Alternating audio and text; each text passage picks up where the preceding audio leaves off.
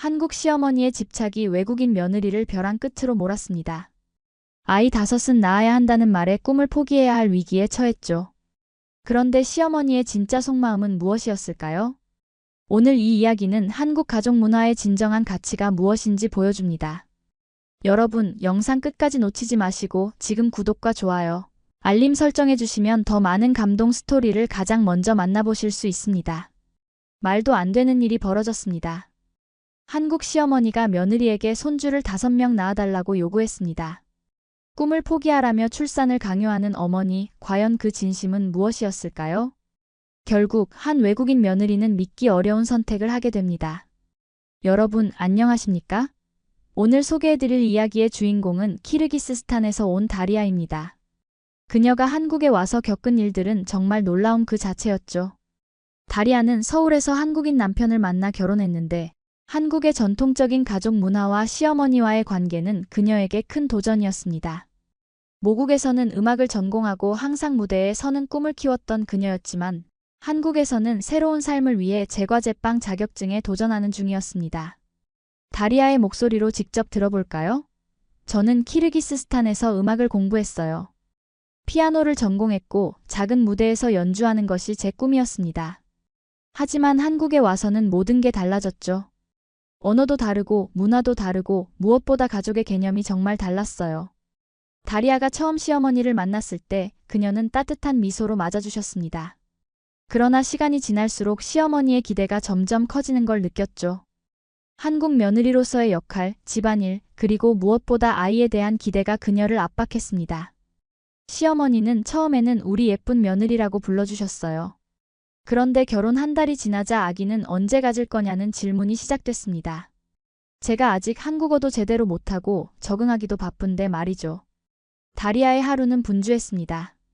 아침에 일어나 남편을 회사에 보내고 한국어 학원에 가서 공부하고 오후에는 제과제빵 학원에서 케이크 만드는 법을 배웠죠. 한국 생활에 적응하느라 정신이 없었습니다. 그런 와중에도 시어머니는 주말마다 찾아오셔서 집안일을 점검하고 다리아의 생활 방식에 대해 조언을 아끼지 않으셨어요.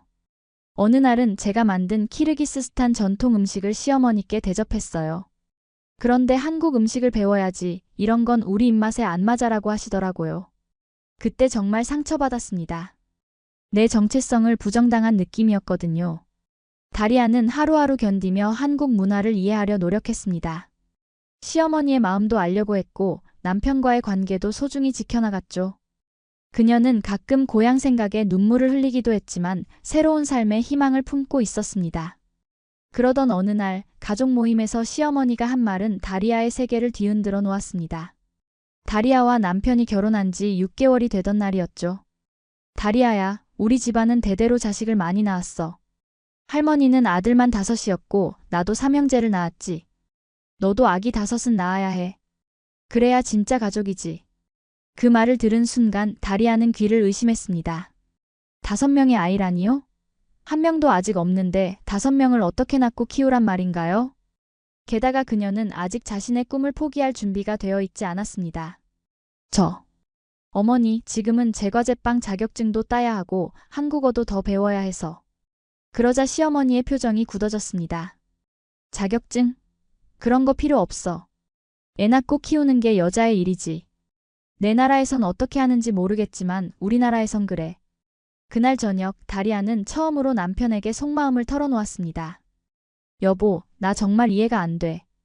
우리가 살고 있는 세상이 너무 다른 것 같아. 내 꿈도 중요하고 우리의 행복도 중요하지 않아?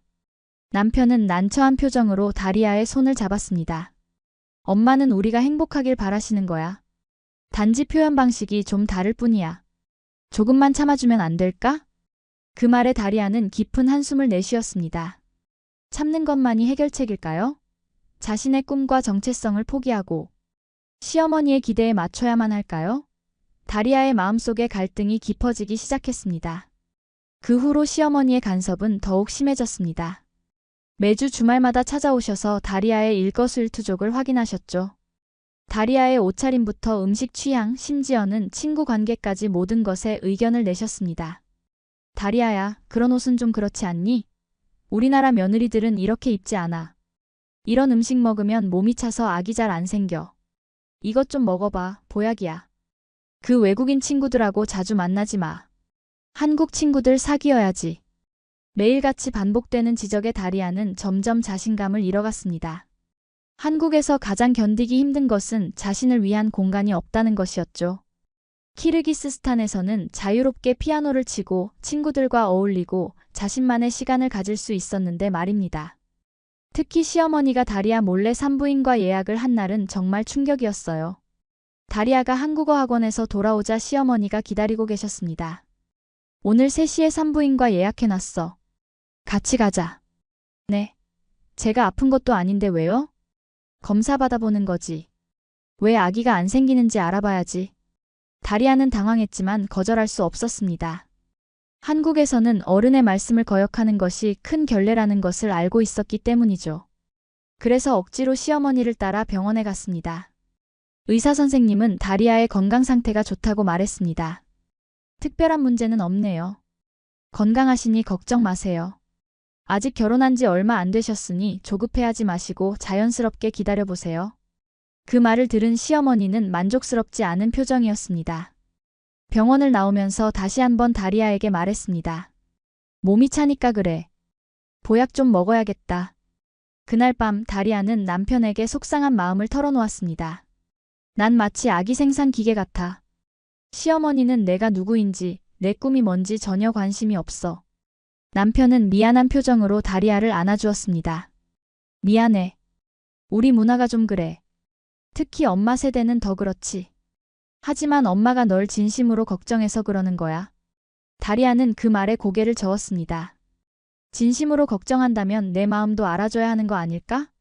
나는 그저 존중받고 싶을 뿐이야. 남편은 딱히 할 말이 없어 보였습니다. 그는 어머니와 아내 사이에서 균형을 잡으려 노력하고 있었지만 쉽지 않았죠.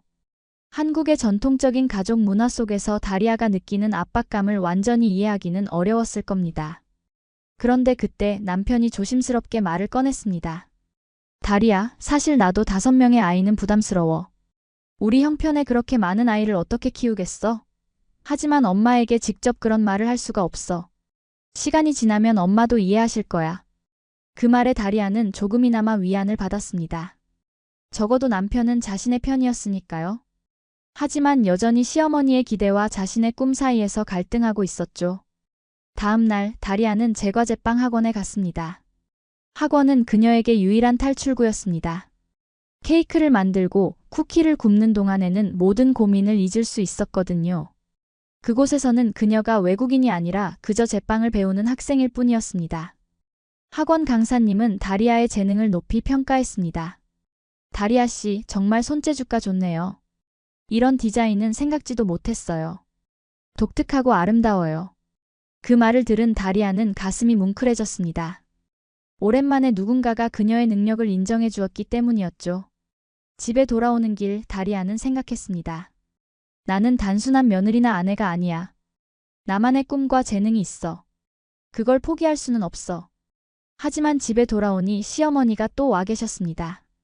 이번에는 다리아가 만든 요리를 맛보시고는 고개를 저으셨죠. 음식에 양념이 부족해. 이래서야 어떻게 남편 입맛을 맞추니? 다리아는 참으려 했지만 더 이상 참을 수 없었습니다. 어머니, 저도 노력하고 있어요. 하지만 모든 것이 한 번에 완벽할 순 없잖아요. 시어머니는 놀란 표정을 지었습니다. 지금까지 다리아가 이렇게 자기 의견을 분명히 표현한 적이 없었거든요. 아이고, 요즘 젊은 사람들은 정말. 우리 때는 시어머니 말씀에 절대 토를 달지 않았어. 그날 저녁 다리아는 처음으로 심각하게 한국을 떠나 고향으로 돌아갈 생각을 했습니다. 이렇게 계속 살 수 있을까요? 시어머니의 끊임없는 간섭과 기대 속에서 자신의 정체성을 유지할 수 있을까요? 다리아는 혼자 베란다에 서서 밤하늘을 바라보며 울었습니다. 고향에 있었다면 지금쯤 작은 음악학원에서 아이들을 가르치고 있었을 텐데. 그때 남편이 다가와 다리아의 어깨를 감싸 안았습니다. 많이 힘들지? 미안해. 내가 더 잘 보호해줬어야 했는데. 다리아는 남편의 품에 안겨 말했습니다. 난 그저 나로서 존중받고 싶을 뿐이야. 내가 한국 며느리로서의 역할을 배우려고 노력하는 만큼 당신 어머니도 나를 이해하려고 노력해 주셨으면 좋겠어. 남편은 고개를 끄덕였습니다. 내일 엄마랑 얘기해 볼게. 너무 서두르지 말자고. 다음 날 남편은 약속대로 어머니를 만나 대화를 나눴습니다. 그러나 시어머니의 반응은 예상과 달랐습니다. 얘가 왜 이래? 내가 뭘 그렇게 잘못했다고? 나는 그저 너희 행복을 바라는 거야. 애 낳고 화목한 가정을 이루는 게 뭐가 그렇게 잘못된 일이니? 남편은 어머니의 마음을 이해했습니다. 시어머니의 세대에서는 여자의 가치가 얼마나 많은 아이를 낳고 키우느냐에 달려 있었으니까요. 하지만 지금은 다른 시대입니다. 특히 다른 문화에서 온 다리아에게는 더욱 그렇죠. 엄마, 다리아는 다른 나라에서 왔어요. 문화도 다르고 생각하는 방식도 달라요. 그리고 요즘은 아이 5을 낳는 가정이 거의 없잖아요. 경제적으로도 부담되고요. 시어머니는 고집스럽게 고개를 저었습니다. 그래도 최소한 2은 낳아야지. 하나만 낳으면 외롭게 자랄 거 아니야? 남편은 한숨을 쉬었습니다. 어머니를 설득하는 것이 생각보다 어려웠습니다. 하지만 포기하지 않고 계속 대화를 이어갔죠. 엄마, 다리아가 지금 제과제빵 자격증을 따려고 열심히 공부하고 있어요. 그 꿈을 응원해주면 안 될까요? 아이는 자연스럽게 생기면 나을 거예요. 시어머니는 잠시 생각에 잠겼습니다. 그리고는 마지못해 고개를 끄덕였습니다. 알았어. 내가 너무 조급했나 보다. 하지만 그 자격증이라는 게 뭐가 그렇게 중요한지 나는 이해가 안 돼. 그날 저녁 남편은 다리아에게 어머니와 나눈 대화를 전해주었습니다. 다리아는 조금이나마 희망을 느꼈습니다. 적어도 시어머니가 잠시 물러서기로 한 것 같았으니까요. 고마워, 여보. 당신이 내 편이 되어줘서 정말 고마워. 남편은 다리아의 손을 꼭 잡았습니다. 우리는 가족이야. 가족은 서로를 지지하고 이해해야지. 그날 밤 다리아는 오랜만에 편안하게 잠들 수 있었습니다. 하지만 그녀의 마음 한구석에는 여전히 불안함이 자리하고 있었죠. 시어머니가 정말로 자신의 꿈을 인정해줄까? 아니면 잠시 물러났다가 다시 압박을 가할까? 미래는 불확실했지만 적어도 지금은 조금의 평화를 찾은 듯 했습니다. 다음 날 다리아는 평소처럼 제과제빵 학원에 갔습니다. 그날은 특별히 크리스마스 케이크를 만드는 날이었죠. 다리아는 고향에서 배웠던 장식 기법을 활용해 독특한 디자인의 케이크를 만들었습니다. 강사님은 다리아의 케이크를 보고 감탄했습니다. 와, 정말 특별하네요. 이런 디자인은 본 적이 없어요. 어디서 배우셨어요?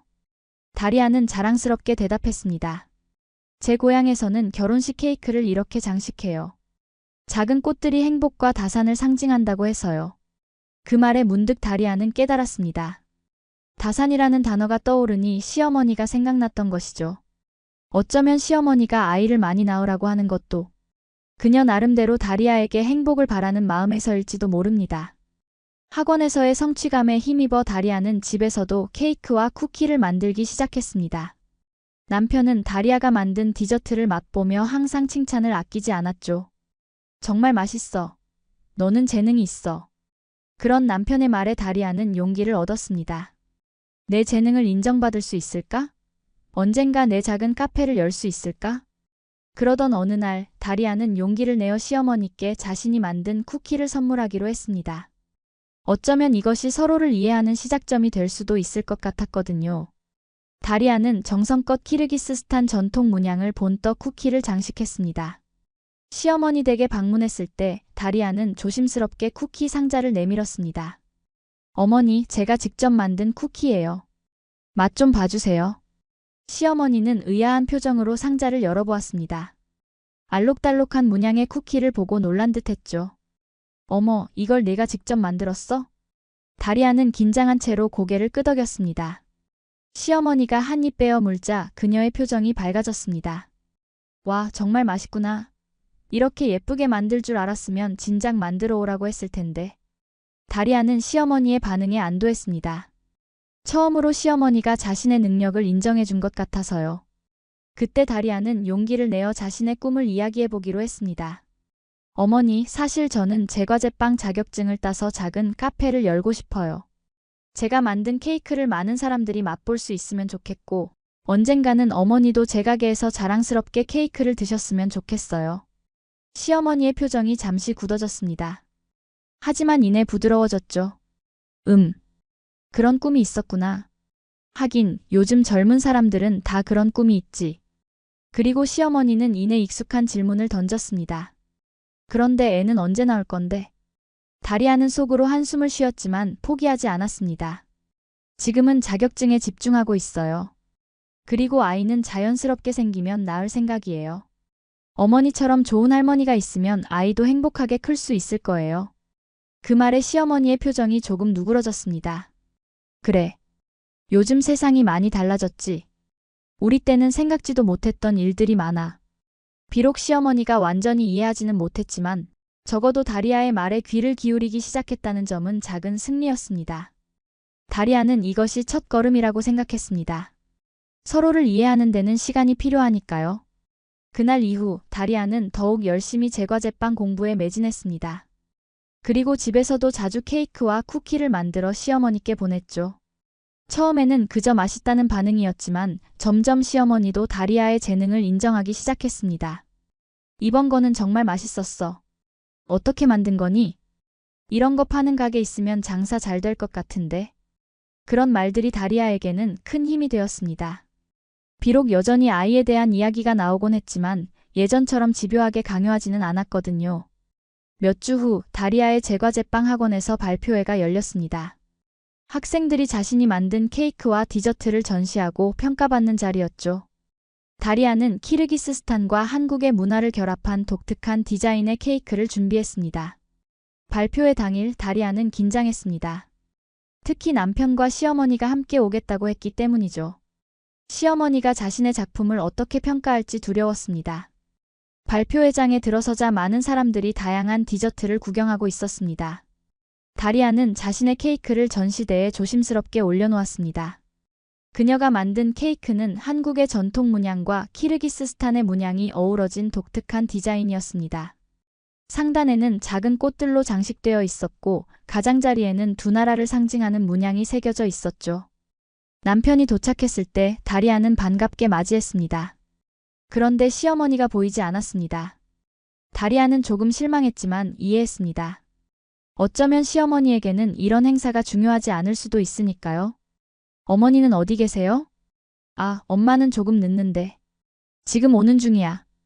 다리아는 고개를 끄덕였습니다. 그리고 남편에게 자신의 케이크를 보여주었죠. 어때요? 마음에 들어요? 남편은 감탄했습니다. 와, 정말 아름답다. 너 정말 재능 있구나. 그때 강사님이 다가와 다리아의 케이크를 칭찬했습니다. 다리아 씨, 이 케이크가 오늘 최고인 것 같아요. 문화적 요소를 잘 결합했고 기술적으로도 뛰어나요. 다리아는 부끄러워하며 웃었습니다. 그리고 남편에게 말했습니다. 나 이번에 자격증 시험 보려고 해요. 합격하면 작은 카페에서 일할 수 있을 것 같아. 남편은 기쁜 표정으로 다리아의 손을 잡았습니다. 정말 자랑스러워. 넌 할 수 있어. 그때 누군가가 다리아를 불렀습니다.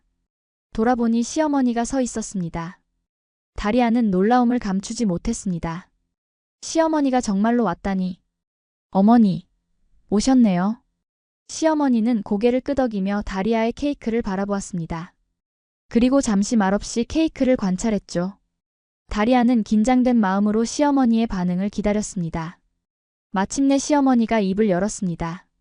정말 예쁘구나. 이렇게 솜씨가 좋은 줄 몰랐어. 다리아는 시어머니의 칭찬에 감동했습니다. 이렇게 직접적으로 칭찬을 받은 것은 처음이었거든요. 감사합니다, 어머니. 시어머니는 케이크 조각을 맛보더니 감탄했습니다. 이 손맛이면 사람들한테 행복을 줄 수 있겠구나. 그 말에 다리아는 눈시울이 붉어졌습니다. 시어머니가 자신의 재능을 인정해 주는 것 같았거든요. 남편도 어머니의 반응에 놀란 듯 했습니다. 발표회가 끝나고 집으로 돌아가는 길 시어머니는 다리아에게 말했습니다. 오늘 내 케이크가 제일 예뻤어. 정말 자랑스럽다. 다리아는 그 말에 더욱 감동했습니다. 처음으로 시어머니에게서 자랑스럽다는 말을 들었기 때문이죠. 감사합니다, 어머니. 그 말씀이 저에게는 정말 큰 힘이 돼요. 집에 도착한 후 시어머니는 다리아와 남편에게 차를 대접해달라고 했습니다. 세 사람이 함께 차를 마시며 오늘 있었던 일을 이야기했죠. 그런데 갑자기 시어머니가 심각한 표정으로 말을 꺼냈습니다. 다리아야, 사실 오늘 내 케이크를 보고 많은 생각이 들더구나. 다리아는 긴장했습니다. 또 아이 이야기가 나오는 건 아닐까 걱정되었거든요. 하지만 시어머니의 다음 말은 예상치 못했던 것이었습니다. 나도 젊었을 때 꿈이 있었어. 옷을 만드는 걸 좋아했거든. 하지만 그때는 여자가 일하는 게 쉽지 않은 시절이었지. 결혼하고 아이 키우는 게 최선이라고 생각했어. 다리아는 놀랐습니다. 시어머니가 자신의 젊은 시절 이야기를 한 적이 없었거든요. 시어머니는 계속해서 말을 이어갔습니다. 너를 보니까 내 젊은 시절이 생각나더라.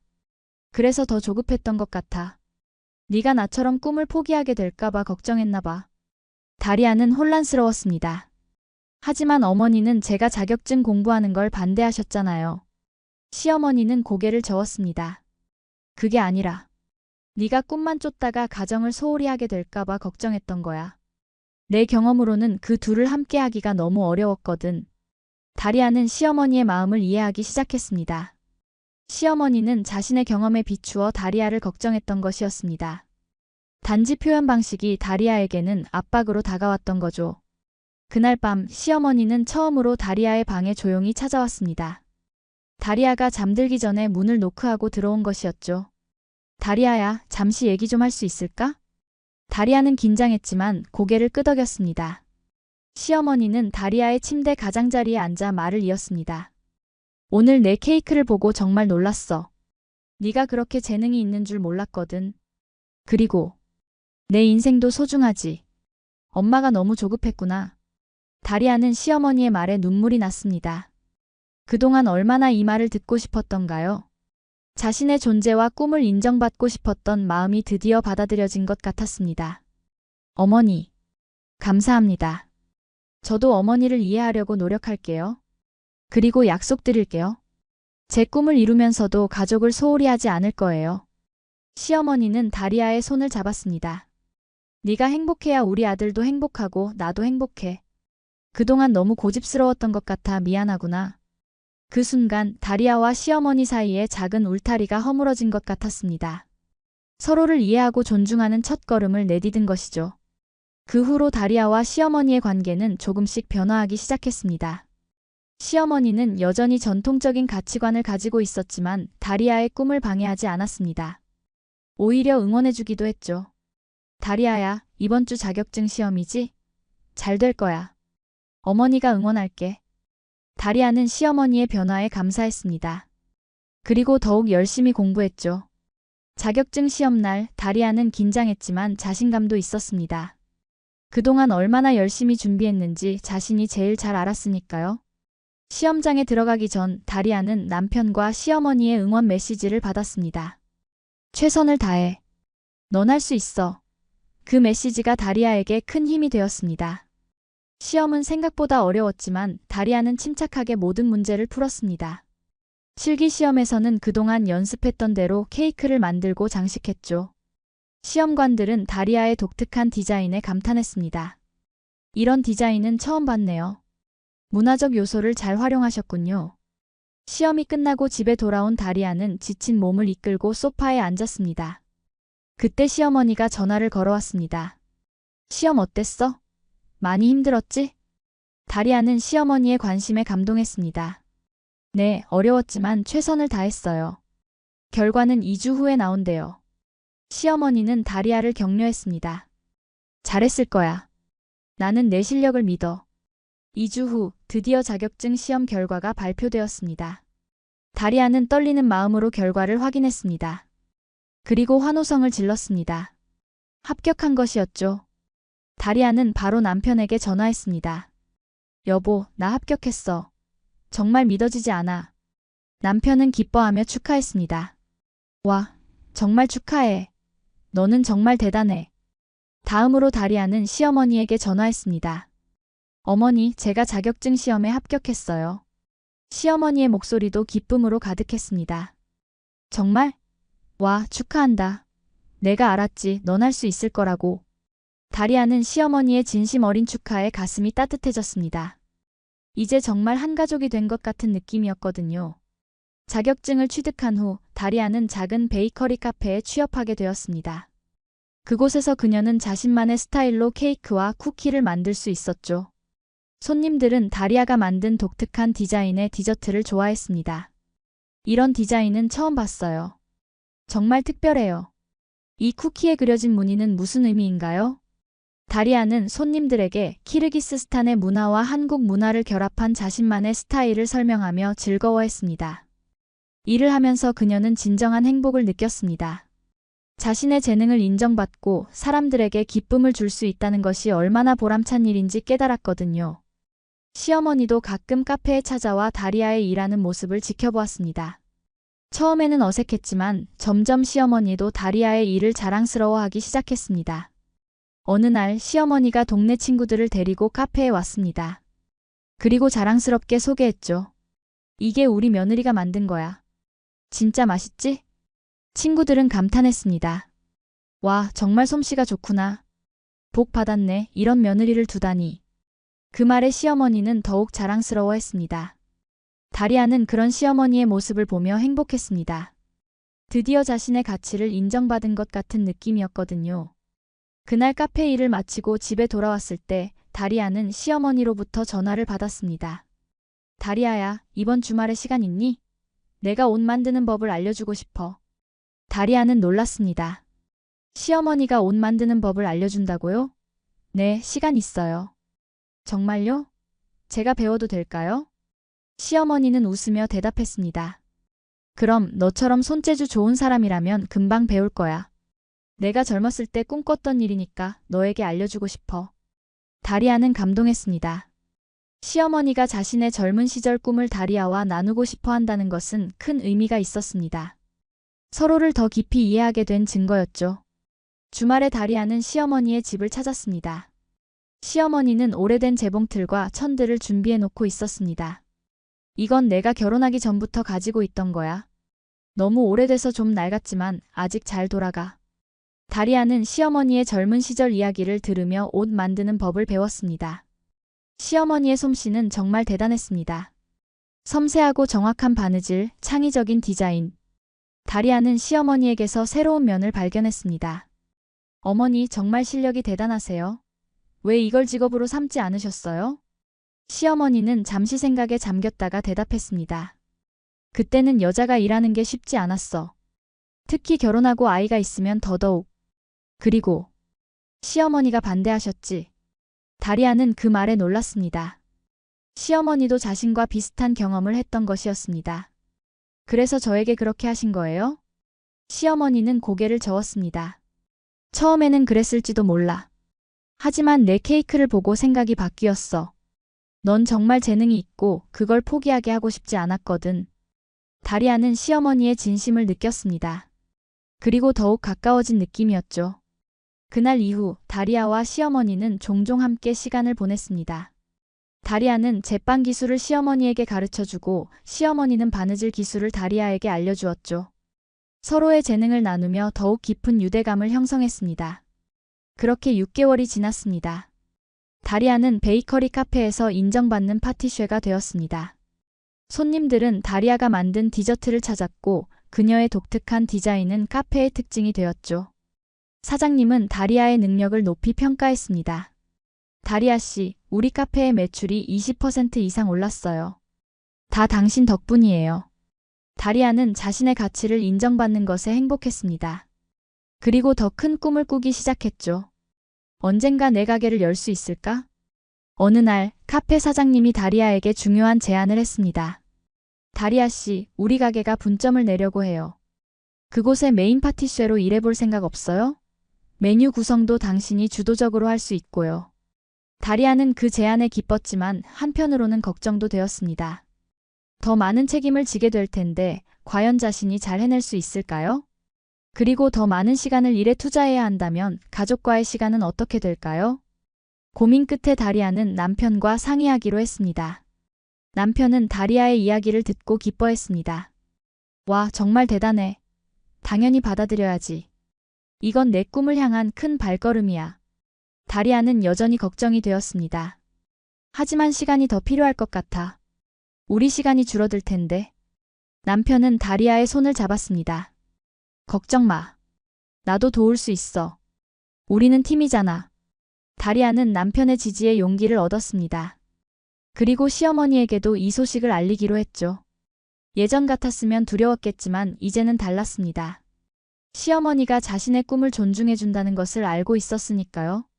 다리아가 시어머니에게 전화했을 때 시어머니는 다리아의 소식에 기뻐했습니다. 정말? 그건 정말 좋은 기회구나. 네가 자랑스러워. 다리아는 안도했습니다. 감사합니다, 어머니. 하지만 일이 더 바빠질 것 같아요. 괜찮으실까요? 시어머니는 웃으며 대답했습니다. 걱정 마. 내가 도울 수 있는 일이 있으면 언제든지 말해. 네가 행복하게 일하는 모습을 보니 나도 행복하구나. 다리아는 시어머니의 말에 눈시울이 붉어졌습니다. 얼마나 큰 변화인가요? 처음 만났을 때의 시어머니와는 완전히 다른 사람 같았습니다. 다음 날 다리아는 사장님에게 제안을 수락한다고 말했습니다. 그리고 본격적인 준비를 시작했죠. 새로운 메뉴를 개발하고 가게 인테리어를 구상하고 필요한 장비들을 리스트업했습니다. 준비 과정에서 다리아는 종종 시어머니의 조언을 구했습니다. 시어머니는 사업 경험은 없었지만 오랜 삶의 지혜가 있었거든요. 너무 욕심내지 마. 천천히 하나씩 해나가는 게 중요해. 가격은 적당히 해야 해. 너무 비싸면 사람들이 부담스러워하고 너무 싸면 가치를 인정받지 못해. 다리아는 시어머니의 조언을 귀담아 들었습니다. 그리고 점점 더 자신감을 가지게 되었죠. 시어머니와의 관계가 좋아지면서 다리아는 한국에서의 삶에 더욱 적응해 갔습니다. 이제는 정말 이곳이 자신의 집이라는 느낌이 들었습니다. 드디어 분점 오픈 날이 다가왔습니다. 다리아는 긴장했지만 설렘도 컸습니다. 가게는 그녀가 구상한 대로 아늑하고 따뜻한 분위기로 꾸며졌고 메뉴판에는 그녀가 개발한 독특한 디저트들이 가득했죠. 오픈 당일 가게 앞에는 많은 사람들이 줄을 서 있었습니다. 소문을 듣고 찾아온 손님들이었죠. 다리아는 바쁘게 움직이며 주문을 받고 디저트를 준비했습니다. 그날 오후 시어머니가 친구들을 데리고 가게를 찾았습니다. 다리아는 반갑게 맞이했죠. 시어머니는 자랑스럽게 친구들에게 말했습니다. 이건 우리 며느리가 만든 가게야. 모든 메뉴가 다 특별하지. 시어머니의 친구들은 다리아의 디저트를 맛보고 감탄했습니다. 정말 맛있구나. 이런 맛은 처음이야. 시어머니는 그 모습을 보며 기뻐했습니다. 그리고 조용히 다리아에게 말했죠. 너를 보니 내 젊은 시절이 생각나. 나도 이렇게 내 꿈을 이뤘으면 좋았을 텐데. 다리아는 시어머니의 손을 잡았습니다. 어머니, 아직 늦지 않았어요. 제가 도와드릴게요. 시어머니는 놀란 듯 다리아를 바라보았습니다. 내가? 이 나이에? 다리아는 고개를 끄덕였습니다. 네, 어머니의 재봉 솜씨는 정말 대단해요. 이 가게에서 어머니가 만든 작품을 판매하면 어떨까요? 앞치마나 테이블보, 장식품 같은 것들요. 시어머니의 눈에 눈물이 맺혔습니다. 정말, 그게 가능할까? 다리아는 자신있게 대답했습니다. 물론이죠. 어머니의 솜씨라면 충분히 가능해요. 우리 함께 해봐요. 그날 이후 다리아와 시어머니는 더욱 가까워졌습니다. 시어머니는 다리아의 제안을 받아들여 작은 수공예품을 만들기 시작했고 그것들은 카페에서 인기 있는 상품이 되었습니다. 손님들은 독특한 디자인의 앞치마와 테이블보를 좋아했고 특히 키르기스스탄의 문양과 한국 전통 문양이 조화롭게 어우러진 디자인에 감탄했죠. 다리아는 이제 정말 한국에 뿌리를 내렸다는 느낌이 들었습니다. 그녀는 이곳에서 자신의 꿈을 이루고 새로운 가족을 만들었습니다. 시어머니는 이제 그저 남편의 어머니가 아니라 진정한 가족이 되었죠. 그렇게 1년이 지났습니다. 다리아의 가게는 지역에서 유명한 장소가 되었고 매출도 꾸준히 증가했습니다. 그녀는 이제 자신만의 가게를 열 준비가 되어 있었죠. 남편과 함께 사업 계획을 세우고 적당한 장소를 찾아보기 시작했습니다. 그러던 어느 날 다리아는 중요한 소식을 알게 되었습니다. 그녀는 임신한 것이었죠. 처음에는 당황했지만 곧 기쁨이 밀려왔습니다. 새로운 생명이 자신의 몸 안에 있다니 정말 놀라운 일이었습니다. 다리아는 이 소식을 가장 먼저 남편에게 알렸습니다. 남편은 기쁨의 눈물을 흘렸습니다. 정말? 와, 나 아빠가 되는구나. 다음으로 다리아는 시어머니에게 전화했습니다. 어머니, 좋은 소식이 있어요. 제가 임신했어요. 시어머니는 전화기 너머로 환호성을 질렀습니다. 정말? 와, 정말 기쁘구나. 내가 할머니가 되는구나. 다리아는 시어머니의 기쁨에 안도했습니다. 과거에는 5명의 아이를 요구했던 시어머니였지만 지금은 그저 첫 손주의 탄생을 순수하게 기뻐하는 할머니였습니다. 시어머니는 곧바로 다리아의 집으로 찾아왔습니다. 그리고 다리아를 꼭 안아주었죠. 축하해, 정말 기쁘구나. 그런데 가게는 어떻게 할 거니? 다리아는 미소 지었습니다. 걱정 마세요, 어머니. 저는 일을 계속할 거예요. 물론 출산 후에는 잠시 쉬겠지만 제 꿈을 포기하지는 않을 거예요. 어머니가 도와주시면 더 좋고요. 시어머니는 기쁘게 고개를 끄덕였습니다. 그럼 내가 많이 도와줄게. 네가 일하는 동안 아이를 봐줄 수도 있고. 걱정 마. 다리아는 시어머니의 말에 감동했습니다. 이제 시어머니는 더 이상 아이 5을 요구하지 않았습니다. 대신 다리아가 일과 가정을 병행할 수 있도록 도와주겠다고 했죠. 이것이야말로 진정한 가족의 모습이 아닐까요?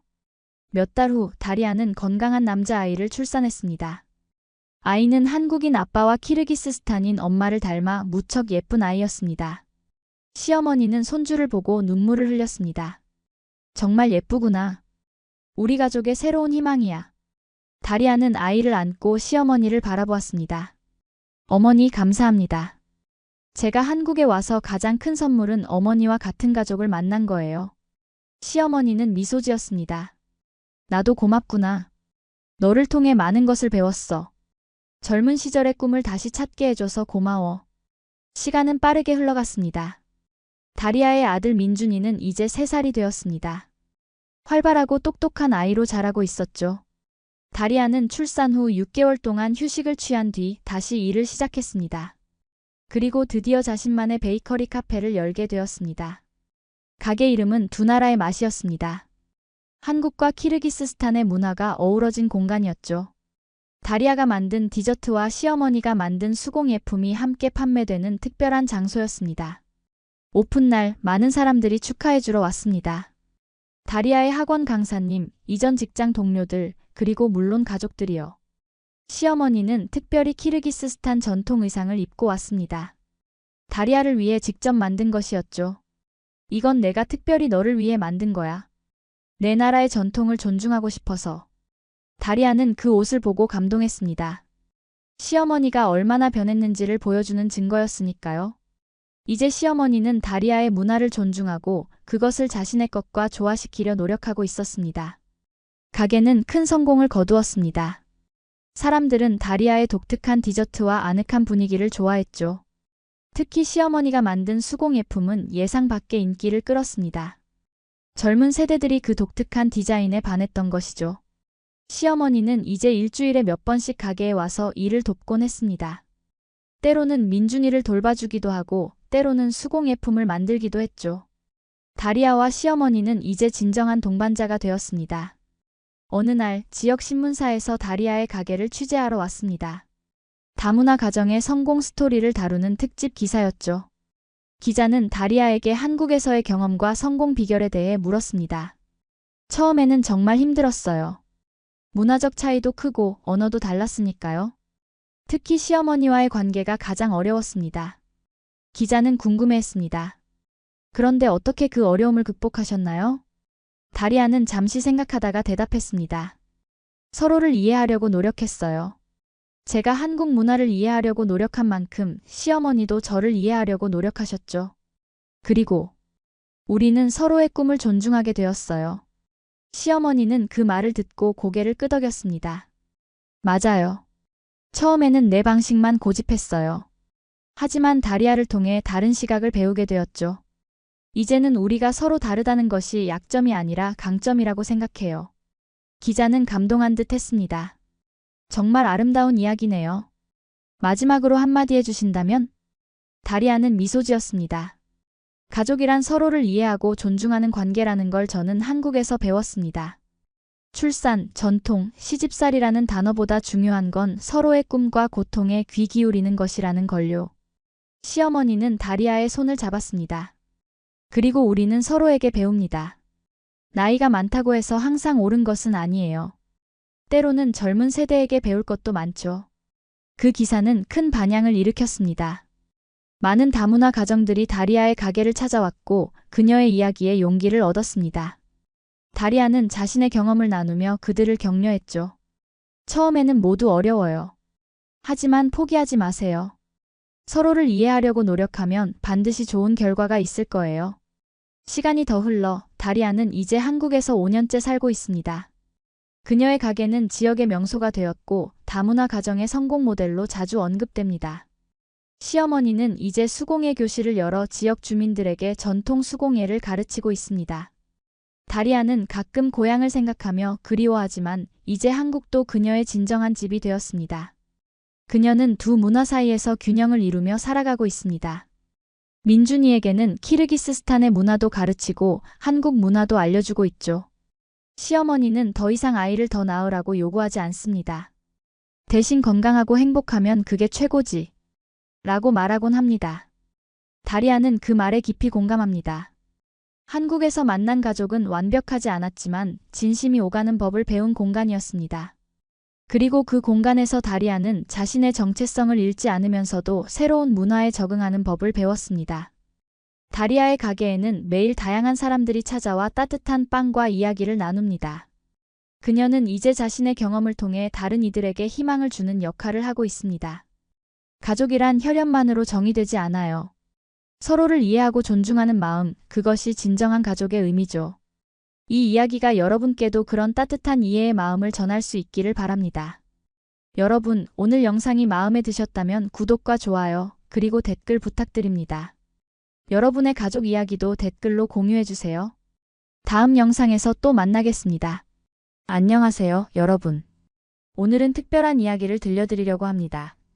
우리가 살면서 고향이란 무엇인지, 또 집이란 어디인지 한 번쯤 생각해 보신 적 있으신가요? 뉴욕 출신의 언론인 클레어는 단순한 취재차. 한국을 방문했다가 7년이란 세월을 보내게 됩니다. 그리고 어느 날 갑작스러운 가족의 위기로 본국인 미국으로 돌아가게 되었죠. 그런데 이상합니다. 고향이라 불리는 그곳에서 클레어는 오히려 더 큰 이질감을 느끼게 되었습니다. 과연 클레어는 자신의 진정한 집을 어디서 찾게 될까요? 한국에서의 따뜻한 인연과 미국의 가족 사이에서 그녀가 내린 선택은 무엇이었을까요? 이 이야기는 단순한 문화 차이를 넘어 우리 모두의 마음속에 있는 소속감에 대한 깊은 질문을 던집니다. 클레어의 여정을 따라가다 보면 여러분도 자신만의 두 번째 고향에 대해 생각해보게 될 것입니다. 이제 클레어의 이야기를 함께 시작해볼까요? 영상이 도움이 되셨다면 구독과 좋아요, 그리고 알림 설정을 부탁드립니다. 여러분의 작은 응원이 더 많은 이야기를 만들어갈 수 있는 힘이 됩니다. 처음엔 단지 6개월짜리 취재였어요. 그런데 어느새 7년이 흘러버렸네요. 클레어는 커피잔을 손에 들고 창밖을 바라보며 회상했습니다. 2018년 그녀는 뉴욕의 유명 언론사에서 일하던 38세의 베테랑 기자였죠. 한류 열풍과 한국의 라이프 스타일을 취재하기 위해 서울로 출장을 왔던 것이 시작이었습니다. 비행기에서 내리자마자 느꼈어요. 인천공항의 깔끔함과 효율성에 첫눈에 반해버렸죠. 공항에서 서울까지 가는 공항철도를 타면서 이미 제 마음은 설렘으로 가득 찼습니다. 클레어가 처음 한국에 도착했을 때 그녀의 계획은 명확했습니다. 한국의 문화현상을 취재하고 K-팝의 글로벌 영향력과 K-뷰티 산업의 성장을 다루는 특집 기사를 작성한 후 귀국하는 것이었죠. 그런데 6개월이라는 시간은 너무나 빠르게 지나갔습니다. 서울의 대중교통 시스템에 감탄했어요. 지하철과 버스를 이용하면 어디든 갈 수 있었고 환승도 너무 편리했죠. 미국에서는 상상도 할 수 없는 일이었습니다. 취재를 위해 서울 곳곳을 다니던 클레어는 점점 이 도시의 매력에 빠져들었습니다. 밤 늦게 취재를 마치고 숙소로 돌아가는 길, 홀로 걷는 골목길이 전혀 무섭지 않았던 것도 큰 충격이었죠. 뉴욕에서는 상상할 수 없는 안전함이었습니다. 편의점은 또 어떻고요? 24시간 열려있는 편의점에서 따뜻한 음식을 살 수 있다는 게 너무 놀라웠습니다. 밤늦게 배가 고프면 편의점 도시락으로 해결할 수 있었죠. 미국의 편의점과는 차원이 달랐어요. 취재 기간이 끝나갈 무렵 클레어는 편집장에게 전화를 걸었습니다. 조금 더 있어도 될까요? 한국의 일상을 더 깊이 들여다보고 싶어요. 편집장은 흔쾌히 승낙했고 6개월은 1년으로 연장되었습니다. 그리고 1년은 또 다시 연장되었죠. 클레어는 임시 숙소에서 나와 서울 마포구의 작은 원룸을 월세로 얻었습니다. 이제 그녀는 단순한 방문자가 아닌 서울 시민이 되어가고 있었습니다. 매일 아침 근처 카페에서 아메리카노를 마시며 하루를 시작했어요. 카페 주인 아저씨는 제가 오면 웃으며 더 유저월? 이라고 영어로 물어보셨죠. 그런 작은 친절이 하루를 밝게 만들었습니다. 세 번째 해가 되었을 때 클레어는 이미 서울의 리듬에 완전히 적응해 있었습니다. 지하철 노선도는 머릿속에 그려져 있었고 동네 슈퍼마켓의 아주머니와는 서툰 한국어로 인사를 나누는 사이가 되었습니다. 뉴욕의 회사는 클레어를 아시아 특파원으로 정식 발령냈고 그녀는 한국뿐만 아니라 동아시아의 다양한 문화 트렌드를 취재하며 서울을 베이스 캠프로 삼았습니다. 5년 차가 되었을 때는 이미 제 자신이 한국인처럼 행동하고 있다는 걸 깨달았어요. 버스에서 어르신들께 자리를 양보하고 음식점에서 저기요라고 부르는 것이 자연스러워졌죠. 뜨거운 음식은 후후 불어가며 먹고 물은 항상 상온으로 마시게 되었습니다. 클레어의 한국 생활은 어느새 7년 차로 접어들었습니다. 그녀의 원룸은 이제 아기자기한 소품들로 가득 찬 아늑한 공간이 되었고 냉장고에는 김치와 된장이 항상 자리 잡고 있었습니다. 미국의 가족들은 농담 반, 진담 반으로 우리 딸은 이제 한국인이 되었네라고 말하곤 했죠. 서울에서의 생활은 저에게 새로운 안정감을 주었어요. 특히 주거 문제에서요. 클레어는 한국의 전세 시스템에 놀라움을 금치 못했습니다. 고액의 보증금을 내고 월세 없이 살 수 있다는 개념은 미국에서는 상상할 수 없는 일이었죠. 클레어는 3년 차에 접어들 무렵 용기를 내어 원룸에서 마포구의 아담한 전세 아파트로 이사했습니다. 제가 사는 동네는 골목마다 작은 식당들이 즐비했어요. 그 중에서도 제가 가장 좋아했던 곳은 골목 어귀의 작은 김밥집이었죠. 할머니 혼자서 운영하시는 곳이었는데 처음엔 외국인인 저를 의아한 눈으로 바라보셨어요. 그러나 클레어가 매일같이 찾아가 김밥 하나요? 라고 서툰 한국어로 주문하기 시작하자 할머니는 점점 그녀에게 마음을 열었습니다. 어느 날 비가 오는 날 클레어가 우산 없이 김밥집에 들어섰을 때였습니다. 할머니가 갑자기 제 손을 잡으시더니 이렇게 비 맞으면 감기 든다. 조심해야지라고 말씀하셨어요. 그리고는 따뜻한 국물을 한 그릇 내주셨죠. 그 순간 저는 이곳이 제 집처럼 느껴졌습니다. 클레어에게 한국 생활의 또 다른 놀라움은 의료 시스템이었습니다. 미국에서는 간단한 검진조차 큰 비용이 들었지만 한국에서는 국민건강보험에 가입한 후 적은 비용으로 양질의 의료 서비스를 받을 수 있었죠. 한 번은 독감에 걸려서 동네 의원을 찾았는데 접수부터 진료, 약 처방까지 30분이면 끝났어요. 게다가 비용은 고작 10,000원 정도였죠. 미국이었다면 최소 $100는 들었을 겁니다. 한국의 디지털 인프라도 클레어를 감탄하게 만들었습니다. 스마트폰 하나로 대중교통을 이용하고 음식을 주문하고 쇼핑까지 할 수 있었죠. 그녀는 이런 편리함에 점점 익숙해졌고 이제는 당연하게 여기게 되었습니다. 처음 1년 동안은 모든 것이 신기했어요. 하지만 시간이 지날수록 이런 편리함이 일상이 되었죠. 미국 친구들에게 한국 생활을 이야기하면 마치 미래 세계를 설명하는 것 같았습니다.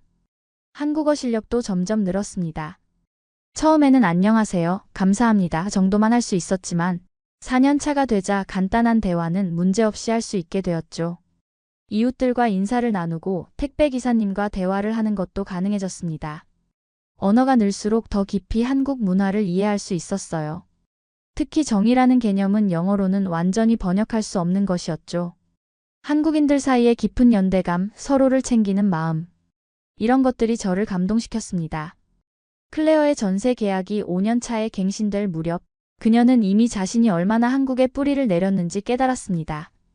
아침에 일어나면 창문 너머로 보이는 남산타워, 퇴근길에 들르는 포장마차의 떡볶이, 주말마다 찾는 한강공원의 풍경이 그녀의 일상이 되었죠. 미국의 제 아파트보다 이 동네 편의점 앞이 더 익숙했어요. 이웃집 아이들이 저를 클레어 이모라고 부르게 된 순간 저는 정말 이곳이 제 집이라고 느꼈습니다. 김밥집 할머니는 이제 클레어가 오면 말없이 그녀가 좋아하는 참치김밥을 준비해 주셨습니다. 어느 날 할머니는 갑자기 이런 말씀을 하셨죠. 딸 같아서 좋다. 요즘 젊은 사람들은 바빠서 잘 안 오는데 넌 항상 찾아와 주니 고맙다. 그 말을 들은 순간 클레어의 눈에서는 눈물이 핑 돌았습니다. 가족도 아닌 그저 단골 손님에 불과한 외국인에게 그런 따뜻한 말을 건네주신 것이 너무나 감동적이었습니다. 봄비가 내리던 어느 날 아침 클레어의 휴대폰이 울렸습니다. 평소라면 이 시간에 전화가 오는 일은 거의 없었죠. 화면에는 엄마라는 단어가 떠 있었습니다. 클레어, 아빠가 쓰러지셨어. 엄마의 목소리는 떨리고 있었습니다. 아버지가 갑작스럽게 심장마비로 쓰러져 중환자실에 입원했다는 소식이었습니다. 클레어는 그 자리에서 얼어붙었습니다. 아버지는 항상 건강하셨고 정기적인 검진에서도 특별한 문제가 없었습니다. 의사 선생님 말로는 앞으로 몇 주가 고비라고 하더구나. 네가 올 수 있을까? 클레어는 망설임 없이 대답했습니다. 당연하지, 엄마. 바로 비행기 표를 예약할게요. 전화를 끊은 후 클레어는 창밖의 빗소리를 들으며 생각에 잠겼습니다. 7년 동안 한국에서 쌓아온 일상이 있었고 여기서 그녀는 이미 충분히 뿌리를 내리고 있었습니다. 하지만 지금은 가족이 그녀를 필요로 하는 때였습니다. 제 편집장에게 연락했어요. 미국으로 돌아가야 한다고 말했더니 본사 복귀를 제안하시더군요. 7년 만에 귀국이었습니다. 비행기 표를 예약하고 아파트 전세 계약을 정리하고 짐을 꾸리는 과정은 생각보다 빨리 진행되었습니다. 동네 이웃들은 클레어가 갑자기 떠난다는 소식에 아쉬워했고 마트 아주머니는 작은 선물까지 준비해 주셨죠. 마지막으로 김밥집에 들렸을 때가 가장 마음이 아팠어요. 할머니께 미국으로 돌아가야 한다고 말씀드렸더니 말없이 고개만 끄덕이셨거든요. 그날 저녁 클레어는 아파트 정리를 거의 마치고 있었습니다. 한국에서 모은 책과 소품들 중 일부는 친구들에게 나눠주었고 나머지는 작은 박스에 담아 미국으로 보내기로 했습니다. 7년의 시간을 몇 개의 상자에 담는 일은 생각보다 허무했습니다. 초인종 소리에 클레어는 문을 열었습니다. 문 앞에는 김밥집 할머니가 서 계셨고 손에는 도시락 가방을 들고 계셨습니다. 비행기 타면 배고플까봐. 이거 챙겨가라. 할머니가 건네준 도시락 가방 안에는 정성스럽게 쌓인 김밥과 몇 가지 반찬, 그리고 작은 편지가 들어 있었습니다. 클레어는 갑자기 북받치는 감정에 할머니를 꼭 안았습니다. 할머니, 정말 감사해요. 꼭 다시 올게요. 할머니는 클레어의 등을 토닥이며 말씀하셨습니다. 클레어, 너는 이제 진짜 한국 사람이야. 언제든지 돌아올 수 있어. 그 말을 들은 순간 클레어는 참았던 눈물을 터뜨리고 말았습니다. 7년이라는 시간 동안 그녀가 이곳에서 찾은 것은 단순한 거주지가 아니라 진정한 소속감이었습니다. 떠나기 전날 밤 클레어는 서울의 야경을 마지막으로 보기 위해 남산타워에 올랐습니다. 빛나는 도시의 불빛들을 바라보며 그녀는 지난 7년을 떠올렸습니다. 처음 도착했을 때의 낯섦과 두려움, 점차 익숙해지며 느꼈던 안정감, 그리고 이제는 떠나야 한다는 아쉬움까지. 서울은 제게 두 번째 고향이 되었어요. 그리고 고향이란 언제든 돌아갈 수 있는 곳이라고 생각합니다. 다음 날 아침 클레어는 인천공항으로 향했습니다. 공항철도에 몸을 실으며 7년 전 처음 이 길을 왔던 때를 떠올렸습니다. 그때의 설렘과 지금의 아쉬움이 묘하게 뒤섞였습니다. 비행기에 오르기 전 클레어는 마지막으로 한국 땅을 밟으며 속으로 다짐했습니다. 반드시 돌아올 거야. 이건 작별이 아니라 잠시 안녕일 뿐이야. 뉴욕 JFK 공항에 도착한 순간 클레어는 미묘한 이질감을 느꼈습니다. 7년 만에 돌아온 고국이었지만 왠지 모르게 낯설었습니다. 공항은 북적이고 소란스러웠으며 사람들은 각자의 길을 바쁘게 걸어가고 있었죠. 첫 번째 충격은 택시를 탔을 때였어요. 운전사가 말한 요금에 깜짝 놀랐죠. 서울에서는 상상도 할 수 없는 금액이었으니까요. 게다가 팁까지 줘야 한다는 사실을 잠시 잊고 있었습니다. 공항에서 맨해튼에 있는 부모님의 아파트까지 가는 동안 클레어는 창밖을 바라보며 미국의 풍경을 새삼 관찰했습니다. 넓은 고속도로, 거대한 SUV들, 그리고 끝없이 이어지는 교외 지역의 단독주택들. 서울의 빽빽한 아파트 단지와는 사뭇 다른 광경이었습니다. 엄마가 아파트 앞에서 저를 기다리고 계셨어요. 마지막으로 본 지 3년이 넘었는데도 엄마는 제가 기억하는 것보다 훨씬 나이 들어 보이셨습니다.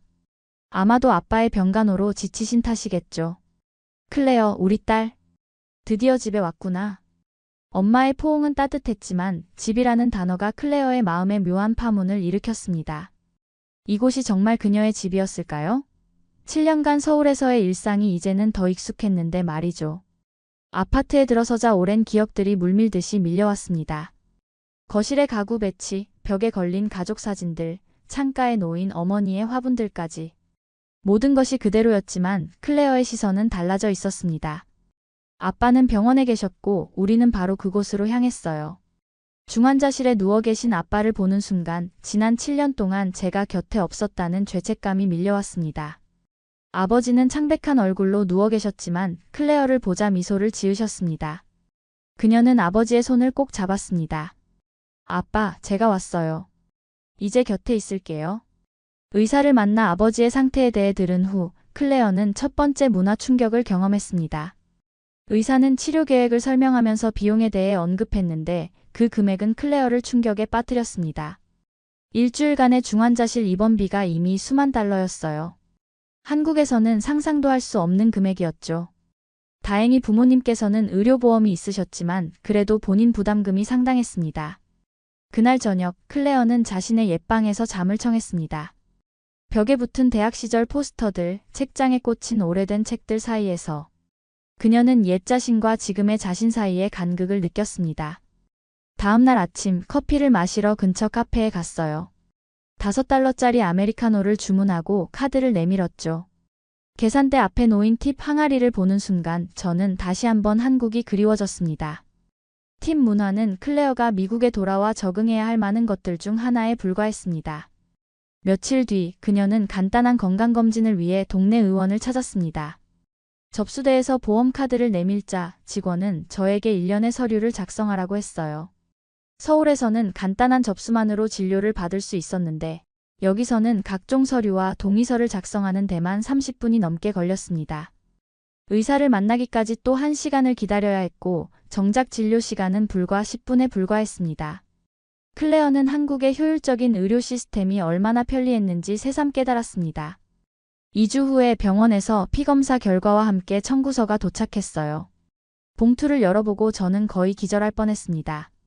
단순한 혈액 검사 비용이 무려 $1,200였거든요. 클레어는 믿을 수 없는 눈으로 청구서를 다시 확인했습니다. 한국에서라면 같은 검사가 기껏해야 3만 원 정도였을 텐데 여기서는 40배가 넘는 금액이었습니다. 엄마에게 이 청구서를 보여드렸더니 엄마는 그저 담담하게 말씀하셨어요. 미국에서는 그게 일반적인 가격이야. 마치 제가 다른 세계에서 온 사람처럼 설명해 주시더군요. 클레어는 점점 더 미국 생활의 불편함을 느끼기 시작했습니다. 특히 교통 문제가 심각했습니다. 뉴욕은 미국 내에서는 대중교통이 잘 발달한 도시로 꼽히지만 서울의 지하철과 버스 시스템에 익숙해진 클레어에게는 턱없이 불편했습니다.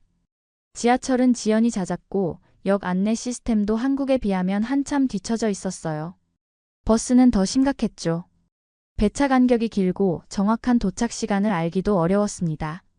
아버지의 상태는 다행히 조금씩 호전되고 있었습니다. 중환자실에서 일반 병실로 옮겨졌고 의사들은 조심스럽게 낙관적인 전망을 내놓았습니다. 그러나 회복 과정은 길고 더딜 것이라는 전제가 붙었죠. 클레어는 뉴욕 본사로 복귀해 일을 시작했습니다. 아시아 특파원으로 쌓은 경험을 인정받아 문화부 편집장으로 승진했지만 사무실 문화에 적응하는 것은 쉽지 않았습니다. 한국에서는 업무 시간이 명확했어요. 물론 야근도 있었지만 어느 정도 예측 가능했죠.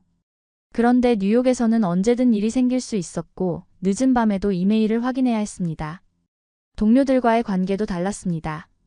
한국에서는 팀원들과 회식을 하며 친밀감을 쌓았지만 뉴욕에서는 각자 퇴근 후 자신의 길로 흩어졌습니다.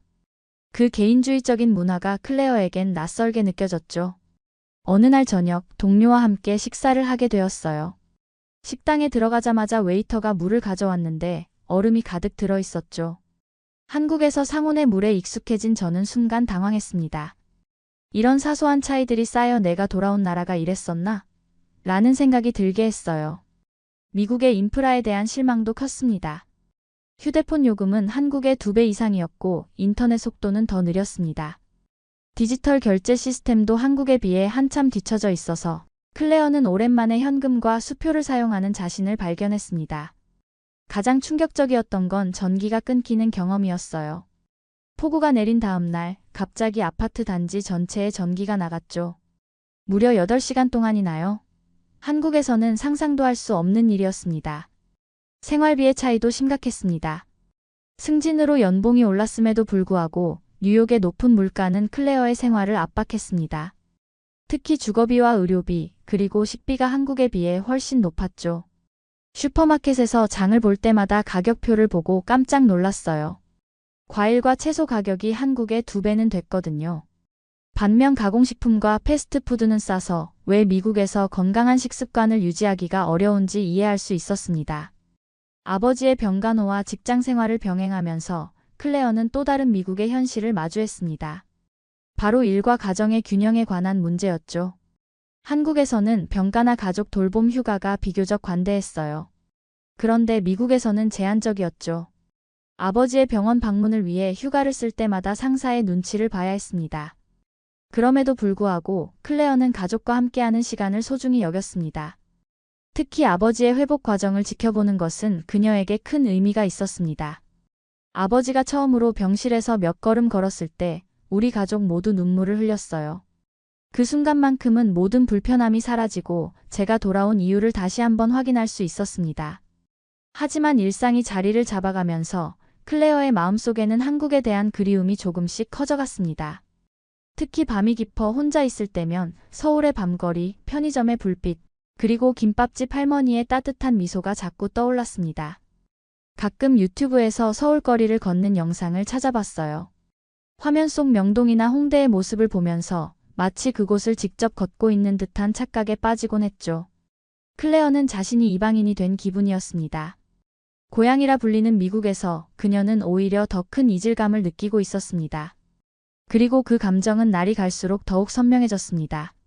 석 달이 지난 어느 저녁, 클레어는 부모님과 함께 식사를 하고 있었습니다. 아버지는 이제 많이 회복되어 집으로 돌아오셨고 규칙적인 재활치료를 받고 계셨습니다. 엄마가 준비한 미국식 가정 요리는 맛있었지만 클레어는 문득 김치찌개가 그리워졌습니다. 요즘 어때, 클레어? 다시 미국 생활에 적응했니? 아버지가 물으셨습니다. 클레어는 잠시 망설였습니다. 부모님을 걱정시키고 싶지 않았지만 솔직한 마음을 숨기는 것도 어려웠습니다. 적응하고 있어요, 아빠. 하지만 솔직히 말하면 생각보다 쉽지 않네요. 무슨 말이니? 이곳은 내 고향이잖아. 네가 태어나고 자란 곳이야. 엄마의 목소리에는 약간의 당혹감이 묻어났습니다. 클레어는 깊은 숨을 내쉬었습니다. 맞아요, 엄마. 하지만 7년이란 시간 동안 한국은 제 2번째 고향이 되었어요. 그곳에서의 일상, 사람들, 문화. 모든 것이 그립습니다. 식탁에는 잠시 침묵이 흘렀습니다.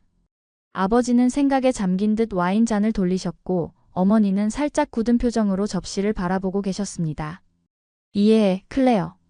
마침내 아버지가 입을 여셨습니다. 사람은 어디서든 뿌리를 내릴 수 있어. 네가 한국에서 행복했다면 그건 정말 소중한 경험이야. 하지만 어머니는 쉽게 수긍하지 않았습니다. 미국은 자유의 땅이야, 클레어. 여기서는 네가 원하는 것을 무엇이든 할 수 있어. 한국은 아무래도 외국인으로서 한계가 있지 않을까? 클레어는 조용히 고개를 저었습니다. 엄마, 한국에서는 제가 생각했던 것보다 훨씬 더 많은 자유와 가능성을 느꼈어요. 물론 외국인으로서의 한계도 있었지만 그보다 더 중요한 건 그곳에서 느꼈던 공동체 의식이었습니다. 이웃들이 서로 챙기고 도시 전체가 하나로 연결된 느낌이었죠. 그런 건 네가 미국 문화에 다시 익숙해지면 자연스럽게 사라질 거야. 어머니는 확신에 찬 목소리로 말했습니다. 하지만 클레어의 마음속에는 이미 의문이 자리 잡고 있었습니다. 과연 그럴까? 3개월이 지났지만 그녀의 이질감은 줄어들기는커녕 오히려 더 선명해지고 있었습니다.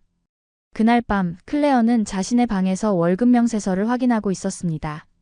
숫자는 분명 한국에서 봤던 것보다 많았지만 생활비를 제하고 나면 실제로 남는 돈은 별로 없었습니다. 특히 병원비와 보험료는 큰 부담이었죠.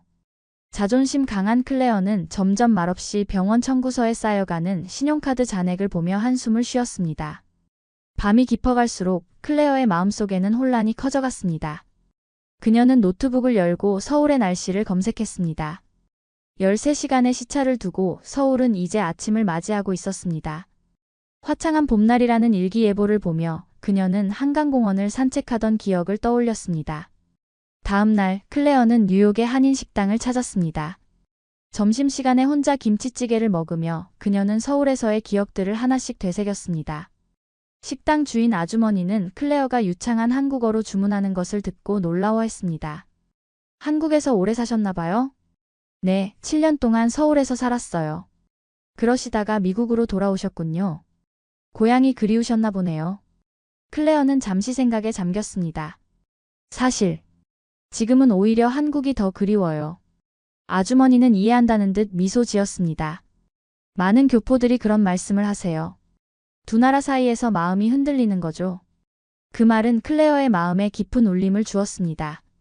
그녀는 단지 문화적 차이를 경험하는 것이 아니라 정체성의 혼란을 겪고 있었습니다. 한국에서 그녀는 분명 외국인이었지만 돌아온 미국에서도 그녀는 어떤 면에서 이방인이 되어 있었습니다. 그날 밤 클레어는 잠들기 전 핸드폰을 확인하고 있었습니다. 소셜미디어에는 뉴욕의 일상을 담은 사진들이 몇 장 올라와 있었지만 댓글은 대부분 한국 친구들이 남긴 것이었습니다. 뉴욕 생활은 어때? 미국에 잘 적응하고 있니? 우리는 너를 많이 그리워해. 한숨을 내쉬며 메시지를 넘기던 중 갑자기 울리는 영상통화 알림음. 화면에는 김밥 할머니라는 이름이 떠 있었습니다. 클레어는 깜짝 놀라 바로 전화를 받았습니다. 할머니? 클레어의 목소리가 떨렸습니다. 화면 속에는 김밥집 할머니가 보였습니다. 누군가 휴대폰 사용법을 가르쳐드린 모양이었습니다. 할머니는 화면을 제대로 보지 못하고 카메라를 이리저리 움직이고 계셨습니다. 클레어야? 내 목소리 들려? 이게 뭐가 안 보여서. 그 서툰 모습에 클레어는 웃음을 터뜨렸습니다. 네, 할머니. 잘 들려요. 카메라를 조금만 올려주세요. 마침내 할머니의 얼굴이 화면에 제대로 나타났습니다. 그 익숙한 주름진 얼굴, 따뜻한 미소. 클레어는 갑자기 목이 메었습니다. 잘 지내고 있니? 밥은 제대로 먹고 있어? 할머니의 질문은 언제나처럼 직설적이면서도 따뜻했습니다. 네, 할머니.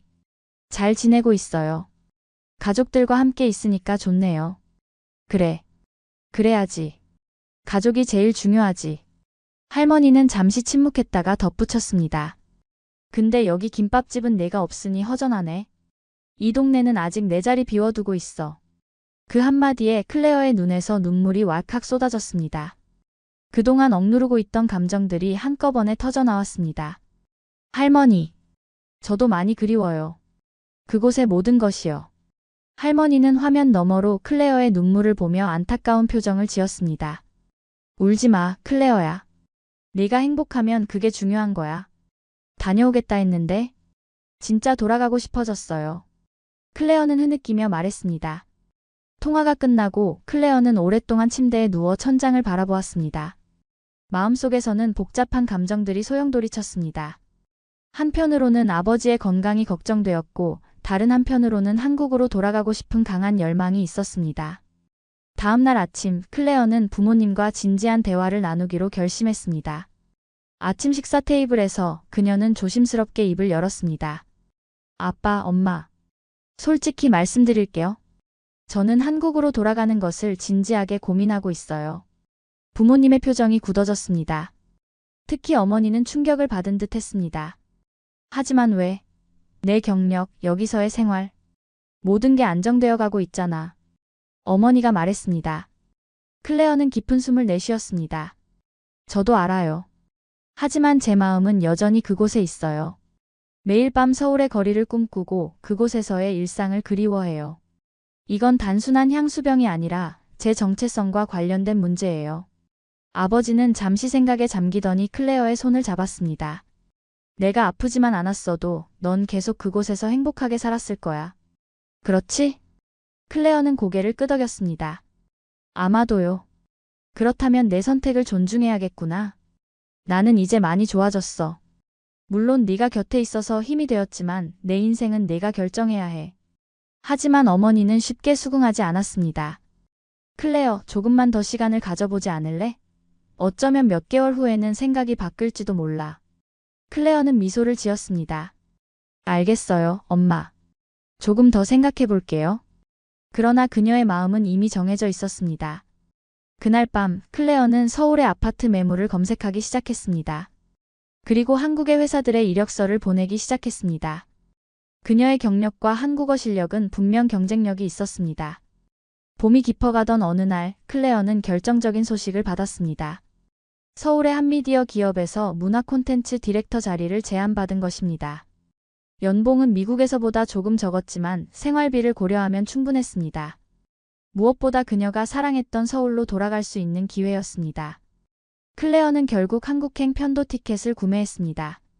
6월 첫째 주 그녀는 다시 인천공항으로 향하게 될 것입니다. 마지막 2주 동안 클레어는 가족과 함께 소중한 시간을 보냈습니다. 아버지의 건강은 지속적으로 호전되고 있었고 의사들은 완전한 회복을 예상했습니다. 어머니도 마침내 딸의 결정을 받아들이기 시작했습니다. 한국에서 행복하다면 그게 중요한 거야. 어머니는 클레어의 짐을 싸는 것을 도우며 말했습니다. 대신 자주 연락하고 휴가 때는 꼭 와야 해. 출발 전날 밤 가족들은 작별 파티를 열었습니다. 친척들과 친구들이 모여 클레어의 새로운 출발을 축하해 주었습니다. 미국에서의 마지막 밤, 클레어는 창밖의 뉴욕 스카이라인을 바라보며 생각에 잠겼습니다. 두 개의 고향을 갖는다는 것은 축복인 동시에 도전이기도 해요. 어디에 있든 항상 다른 곳이 그리울 테니까요. 하지만 저는 이제 제 마음이 어디에 있는지 알게 되었습니다. 공항으로 향하는 차 안에서 클레어는 부모님과 마지막 대화를 나눴습니다. 눈물도 있었고 웃음도 있었습니다. 그리고 무엇보다 서로에 대한 깊은 이해가 있었습니다. 나는 이제 두 개의 나라를 가진 사람입니다. 클레어는 부모님께 말했습니다. 그리고 그것은 제 삶을 더욱 풍요롭게 만들어주는 특별한 경험이에요. 14시간의 비행 끝에 클레어는 다시 인천공항에 발을 디뎠습니다. 7개월 전 떠났던 그곳은 여전히 깔끔하고 효율적이었습니다. 입국 심사대를 지나 수화물을 찾은 후 그녀는 공항철도를 타고 서울로 향했습니다. 서울역에 도착했을 때 마치 오랜 꿈에서 깨어난 것 같은 기분이었어요. 모든 것이 낯설면서도 너무나 익숙했습니다. 클레어는 미리 계약해둔 마포구의 아파트로 향했습니다. 우연히도 예전에 살던 동네와 가까운 곳이었습니다. 짐을 풀고 잠시 쉰 후 그녀는 가장 먼저 찾아가고 싶은 곳이 있었습니다. 해가 지기 시작할 무렵 클레어는 익숙한 골목길을 걸었습니다. 모퉁이를 돌자 그녀가 그토록 그리워했던 작은 김밥집이 보였습니다. 가게 앞에 서서 클레어는 잠시 망설였습니다. 그리고 이내 용기를 내어 문을 열었습니다. 어서 오세요. 할머니의 목소리가 들려왔습니다. 할머니는 처음에는 클레어를 알아보지 못했습니다. 하지만 클레어가 할머니, 저 돌아왔어요 라고 말하자 할머니의 눈이 커졌습니다. 클레어야? 정말 너구나. 할머니는 주방에서 나와 클레어를 꼭 안아주셨습니다. 그 포옹 속에서 클레어는 마침내 집에 돌아왔다는 느낌을 받았습니다. 참치김밥 먹을래? 할머니가 물었습니다. 네, 할머니. 7개월 동안 매일 생각났어요. 할머니는 환하게 웃으며 김밥을 만들기 시작했습니다. 클레어는 익숙한 가게 안을 둘러보았습니다. 모든 것이 그대로였습니다. 창가의 작은 화분들, 벽에 걸린 오래된 사진들, 그리고 그 특유의 따뜻한 분위기까지. 클레어야, 이제 정말 한국 사람 다 됐네. 할머니가 김밥을 내밀며 말했습니다. 클레어는 웃음을 지었습니다. 네, 할머니. 이제 여기가 제 진짜 집이에요. 마지막 장면은 클레어가 김밥집 앞 작은 테이블에 앉아 도시락을 먹으며 웃는 모습입니다. 해가 완전히 저물고 서울의 밤이 시작되었습니다. 거리는 사람들로 붐비고 네온 사인이 하나둘 켜지기 시작했습니다. 클레어는 이 모든 것을 감사한 마음으로 바라보았습니다. 때로는 멀리 떠나야만 진정한 집이 어디인지 알게 된다고 하죠. 저에게 한국은 단순한 체류지가 아니라 제 영혼이 편안함을 느끼는 곳이 되었습니다. 비록 태어난 곳은 아니지만 제 마음이 선택한 고향입니다. 클레어의 새로운 삶이 시작되었습니다. 그리고 이번에는 그녀는 분명히 알고 있었습니다. 이곳이 바로 그녀가 속한 곳이라는 것을.